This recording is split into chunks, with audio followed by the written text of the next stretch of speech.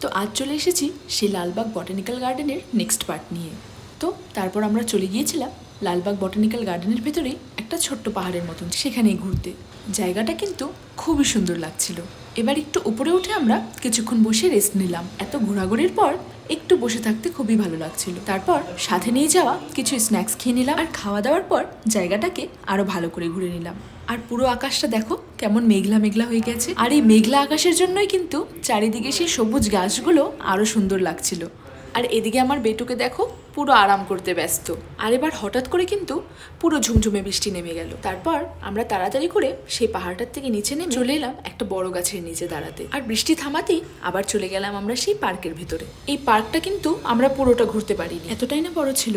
আর আমাদের সেখানে পৌঁছাতে পৌঁছাতে একটু দেরি হয়ে গিয়েছিল।